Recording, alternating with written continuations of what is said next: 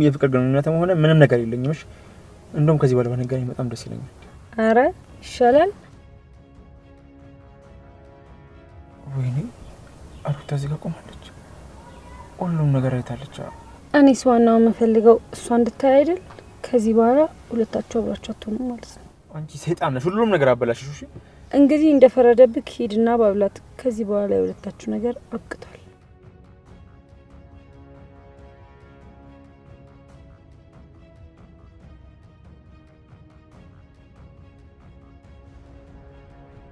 ሩታ ይኸውልሽ አንቺ እንዳሰብሽው አይደለም። እሷ አንቺን ለማናደድ ብላ ነው እንደዚህ ያደረገቻለችው። እኔ እኮ እሷን ፈልጊያታለሁ። እባክሽን ስሚ። ዝም በል። በአንደበት ስሜን እንዳታነሳ። በጣም አሳፋሪና ባለጌ ሰው ነህ። እሺ እኔ ላንተ ብዬ ከእህቴ ጋር ተጣልቻለሁ። ፍቅርክን በልቤ አምቄ ኖሬያለሁ። አንተ ግን ከእህቴ ጋር መኪና ውስጥ ተሳሳማለክ እንዴ? እኔ እኮ እሷን አልሳምኳትም እንዴ። እሷ ያስቸገረችኝ እኮ ነው አንቺ የመጣሽው። በቃ ዝም በል። አንተ በጣም ባለጌና አሳፋሪ ሰው ነህ። ከዚህ በኋላ ስሜን በአንደበትክ እንዳታነሳ እሺ። ህይወቴን ሁሉ አበላሽተከዋል። ሩታ እባክሽን ስሚኝ እንዴ። እኔ ንጹህ ሰው ነኝ። ምንም ያደረኩት ነገር የለም። ከዚህ በኋላ አይንክም ማየት አልፈልግም። ሂድና ከሊዱ ጋር ተሳሳም። እንዴ ሩታ እባክሽን ስሚኝ፣ ተረጋጊ። ቆይ ልቀቀኝ አልኩህ እኮ። ምን አይነት ጣጣ ውስጥ ነው የገባሁት?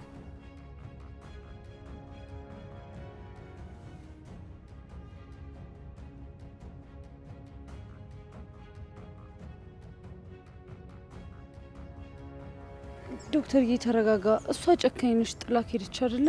እኔ ግን መቼም ቢሆን አልተውክም። አይወልሽ ተሰሚኛለሽ? በድጋሚ አጠገቤ እንዳደርሽ። ይሄ በጣም ትንሽ ነው እንዴ? ተናግሬያለሁ። አጠገቤ እንዳደርሽ።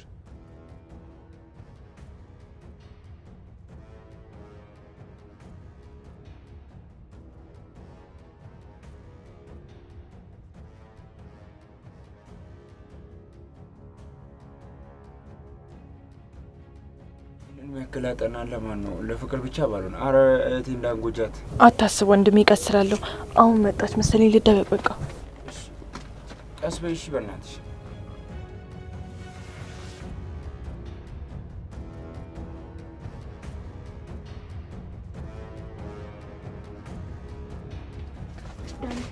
ምግብና ውሃ ይዤ መጥቻለሁ።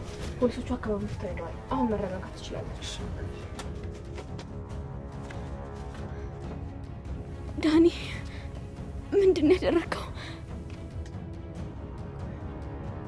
ቤዛ ጎዳሻት መሰለኝ። ቆይ ምን ልናደርግ ነው? ይኸውልህ ዳኒ፣ እሷን ካላገትናት የምንፈልገውን ነገር አናገኝም። ፍቅር ቆይ አንቺ ቀስ ብለሻት መቻትም እንዴ? ልትገያት ነው እንዴ? አትጨነቅ፣ ቀስ አድርጌ ነው የመታኋት። አትጎዳም። አሁን ዝም በል። ፍቅር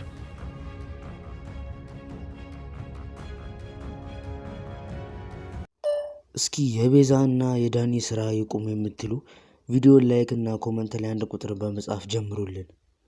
እንግዲህ ቤዛና ዳኒ በስተመጨረሻ ተይዘው ነበር። በተለይ ቤዛ ተይዛ ነበርና ፖሊሱም ያናገራት እያለ ነው ዳኒ ከጀርባው መቶ በድንጋይ መቶ እህቱን ያስጣላት ማለት ነው። አሁን እነሱን ካመለጡ በኋላ ቀጥታ ያገኙት ፍቅር ነው። ፍቅርም ደግሞ ላድናችሁ በሚል ሰበብ ወስዳ ጨለም ያለ ክፍል ውስጥ አስቀምጣቸው ነበረ። እናም ፍቅር ተንኮል አሰባ ነው እንጂ እንደዚህ አታደርግም፣ ስለዚህ ሰዓት ቀድመን መቅደም አለብን ብለው ይመካከሩና በስተመጨረሻም ላይ እሷ ለነሱ ምግብ ይዛላቸው በምትመጣ ሰዓት ላይ ነበር ቤዛ ተደብቃ ከኋላ በዱላ ያጠቃቻት ማለት ነው። እናም ዳኒ በጣም ደንግጧል። ያው እንደሚታወቀው ፍቅር ለፍቅር ትንሽዬ ስሜት አለው፣ ፍላጎት አለውና ለዛም በጣም ደንግጧል። ገደልሻት እንዴ? ልገያት ነው እንጂ ቀሳቴም እያለ በተደጋጋሚ ሲጮባትና ሲናገራት ተመልክተናል። ቤዛም አታስብ፣ እኔ ቀስ አድርጌ ነው የነካኋት፣ ምንም አትሆንም፣ እመነኝ፣ ምንም አትሆንም፣ ቀስ አድርጌ ነው የነካኋት እያለች ስትመልሰላት ነበርና ቀጣይ ምን ሊያደርጉ ያስቡ ይመስላችኋል? እስኪ ሀሳባችሁን አስቀምጡልኝ። እና በሌላ በኩል ደግሞ ኩኩሻና ዳይመንድ ነገር አሪፍ እየሆነ እየመጣ ይመስላል። ያው በየጊዜው አሪፍ ነው ስንል እየተበላሸ፣ አሪፍ ነው ስንል እየተበላሸ ነው። አንዳንዴ ይራራቃሉ፣ አንዳንዴ ይቀራረባሉ። ሁሌ ደግሞ አሪፍ ናቸው ብለን የምናወራበት ደረጃ ላይ ደርሰዋል። ያው ይነጋገራሉ፣ እሱም የሚጠቀማቸው ቃላቶች አሪፍ ናቸው፣ እሷም ለእሱ ያላት ስሜት እየጨመረ ነው ምናምን።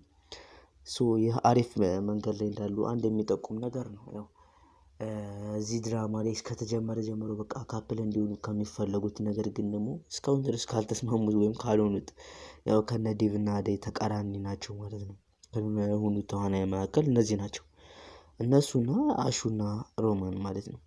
አሹና ሮማንም እንግዲህ ያው ከጊዜ ወደ ጊዜ እሱ ይጨቀጭቃታል። እሷ በዚህ ሁኔታ እንዴት ነው ግንኙነት የምንጀምረው? አንጀምርም እያለች ሁል ጊዜ ትነግረዋለች። እሱ ግን በቃ ራሱን እና ስሜቱ ሊቆጣጠር አልቻለም። በቃ ከእሷ ጋር መሆን ብቻ ነው የሚፈልገው። እሷ ግን አሁን የወደፊት ህይወታችን እንጂ እያለች ያማረረች ነው የሚገኘው እና በዛ ምክንያት እስካሁን ድረስ በይፋ አንድ ላይ እንደሆኑ ያወጡት ነገር የለም። በእርግጥ የቅምጥልንና የኪንጎን ነገር ስናይ ትንሽ እንደነ ሮማን ሳይሻል አይቀርም ማለት እንችላለን። ምክንያቱም አሁን ይሳሳቃሉ፣ ያወራሉ፣ ይቀላለዳሉ፣ ምናምን አብረው ይሆናሉ። በቃ ውድ ያለም ይባባሉና ያው ከደቂቃዎቹ ወይም ደግሞ በማግስቱ ደግሞ ሌላ ሰው ሆኖ እየተመለከትናቸው ነው። ሲጣሉ በመካከላቸው ጭቅጭቅ፣ ክርክር ምናምን አልጠፋ ሲል እየተመለከትን ነው እና አንዳንዴ እንደውም የነ ሮማን ራሱ ይሻላል ብለን እስክንናገር ድረስ እየደረስን እንገኛለን። ሌላው እንግዲህ ሄሉና አቤ ናቸው። አቤ አሁን እንግዲህ አሪፍ ላይ ናቸው ያሉት ሄሉና አቤ።